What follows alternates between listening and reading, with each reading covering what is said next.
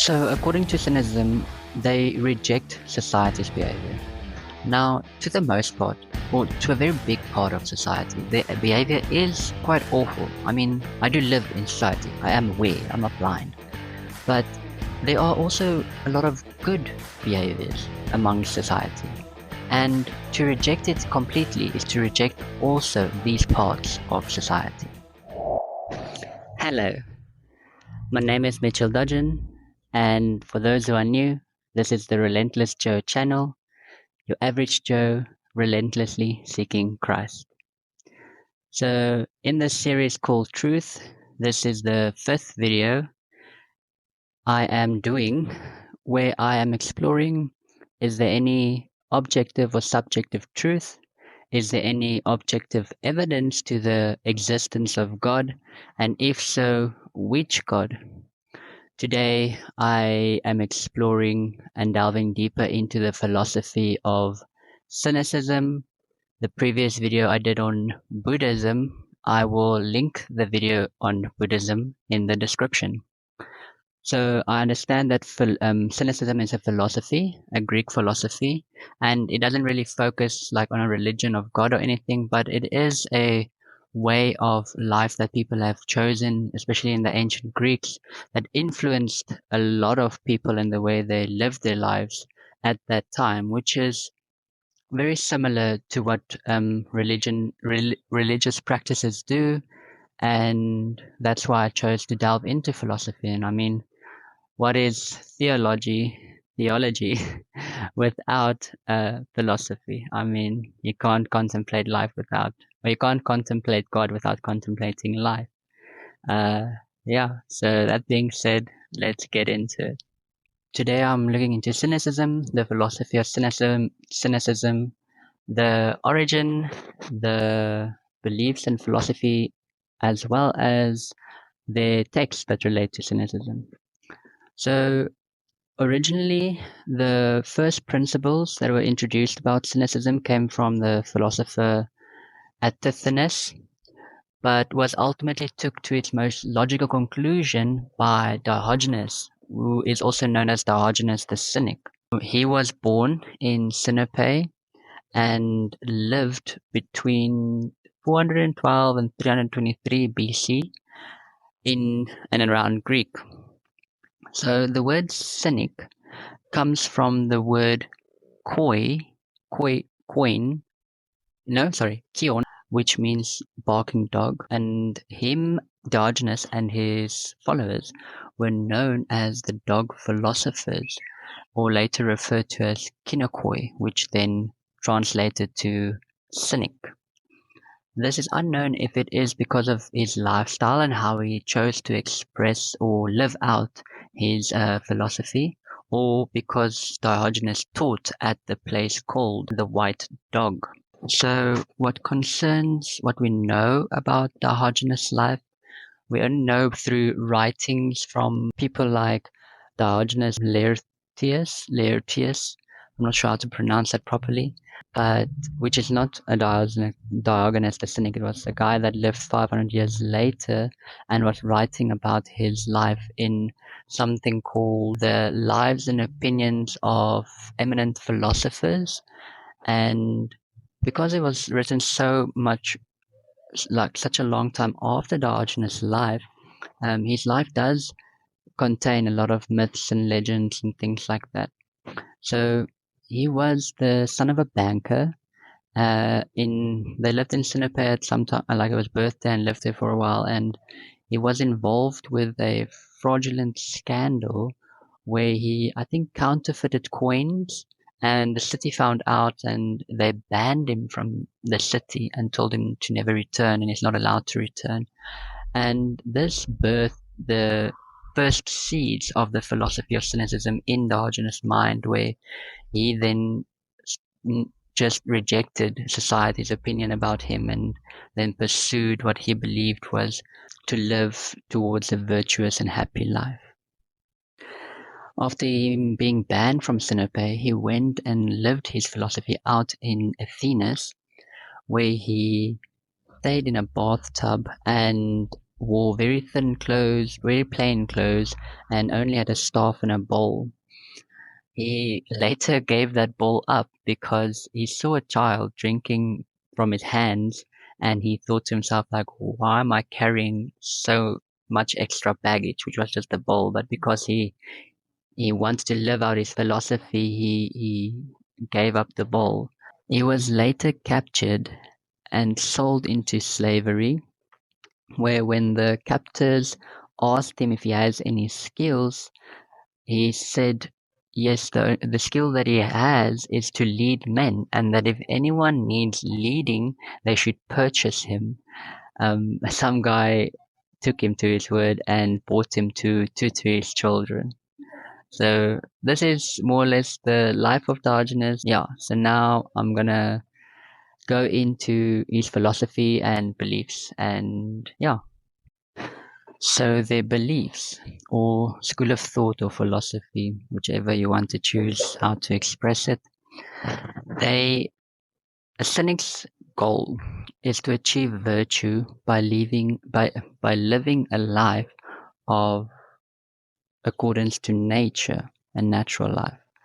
So according to Diogenes, this is to live a natural life is to reject social conventions. So what does it mean to be virtuous? So virtuous or virtue is to live a life of high moral standards or ethics and principles. It is by knowing what is right, but then also doing what is right. So what are social conventions? So for the most part, social conventions are these unwritten rules of society that people follow in order to be accepted by society, such as things as building wealth or status or shaking hands or not screaming at people in public. So a lot of these rules are not really taught directly, but they are to be expected in order for people to be able to either be accepted and be able to communicate directly in public with one another. Now, there are some rules, social conventions that are written, such as laws. So, what is it to live a life according to nature in the view of cynicism? So, it is to live a life according to your most natural desires. For Diogenes, this was to live a life of self-sufficiency, to reject social conventions, and that also anything that you can do shamelessly in private can also be done shamelessly in public. To him, it was like urinating or spitting or flipping people off, or even as far as mass in public. Some examples of rejecting social conventions is things like according to Cynicism, is things like not giving away wealth, living self-sufficient, and living not in traditional homes, and anything that society expects is just to go the opposite direction, I guess. A cynic would reject any desire for wealth, power, status, material possessions, or to conform to social norms. To Diogenes, he believed that human nature was good, but that people were corrupted by these desires, and that is why he believed also that most of humanity was just horrible. So there are some legends about Diogenes that are quite interesting. A lot of people try to challenge his philosophy and how much he would live it out. Alexander the Great, even at one point when he heard about Diogenes, sought him out, and he went to him and he offered him anything that Diogenes would have asked of him. And Diogenes just told him, like, can you please get out of my sunlight? Yeah. And then also he would do what we would call nowadays like social experiments, where he would, just to show people apparently their reasoning and how they reason sometimes, he would walk around with like a lit lamp in the middle of day seeking a man, but he, to his standards, could not find any men. He could only find scoundrels, and he would walk into theaters as soon as the performance has ended and everyone's walking out. And he would also, what was the other thing? He would also beg for statues for money to practice being rejected. Um, he truly believed in living out and in action rather than in doctrine. So that was an overview of the philosophy of cynicism. Now, to look into the texts of cynicism. So the texts that I could find were apparently what you call the epistles of cynicism, which were letters written about 2 or more centuries after the life of Diogenes, based on his teachings and philosophies. But there were about 87 letters that I saw that is mentioned. But these letters were influenced by multiple different authors. So this is the overview of cynicism. There is not uh, overly abundant information about the philosophy of cynicism, and a lot of it is mixed with myths and legends. But I can see that the core principles and things did live through and were taught vigorously in ancient Greece. I would like now to give my own input into this school of thought. A lot of the philosophical teachings of Cynicism, I do can see that they are good teachings, such as some rejection of social conventions like desire of wealth or status or power, because these desires have hurt a lot of society and caused a lot of harm. Also, it is I believe, very good to live a life of high ethics and moral standards. But one thing I can't wrap my head around is to Diogenes, what set these moral and virtuous standards? He believed in things such as what can ever be done shamelessly in private can be done shamelessly in public, going as far as in public, which is, according to his most logical conclusion of the philosophy of cynicism, is proper because he is rejecting social conventions which restricts people that say that, yeah, no, you shouldn't do that in public. So according to his philosophy, that is logical, that it will be accepted in his school of thought. But I would argue that morality, or the standard of morality, is outside of human influence. Social conventions, yes, these are determined by humans. But morality itself cannot rely on human intervention. If morality was reliant on humans and what humans decide is moral, then who is to say that it is wrong to make public, or wrong to unalive someone, or good to feed the hungry?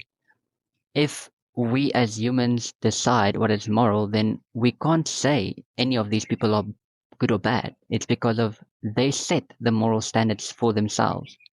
Thus, because we intuitively know that it is wrong to unalive someone and it is good to help someone in need, because we intuitively know that within ourselves, that morality, that standard was set above human standards by someone outside of human influence, which is a lawgiver, which is one of the most fundamental points that point to the evidence for God.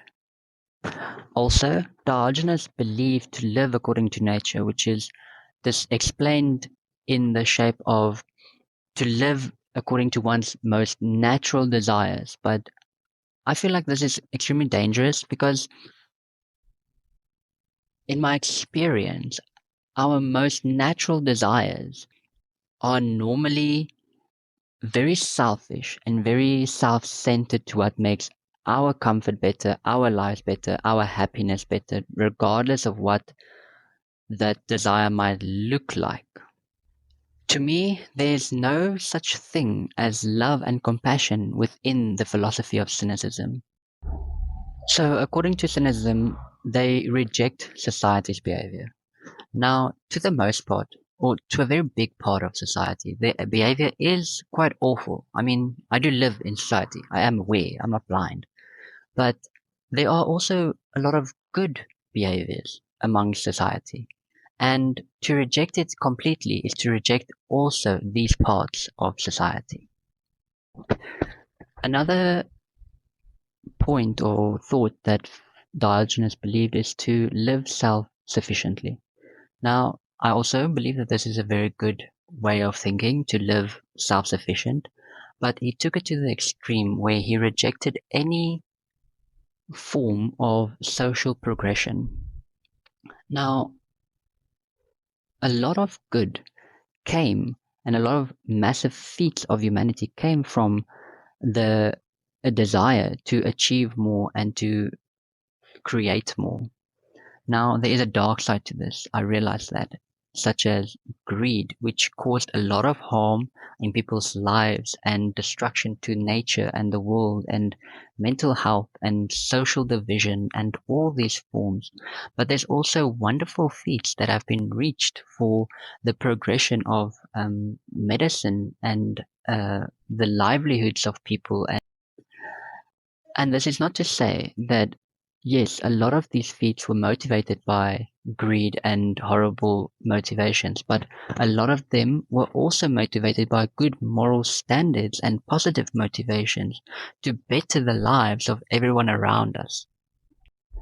So, in summary, I feel that a lot of the school of thought of cynicism is not bad school of thoughts, but they lack fundamentals such as love even for your enemy, and also to uphold some social conventions, not for your sake, but for the sake of positive progression of society in a whole or the people around you. I thank you for staying until the end of the video. I do appreciate it, and my next video will be on the philosophy of Epicureanism. Thank you guys. Be blessed.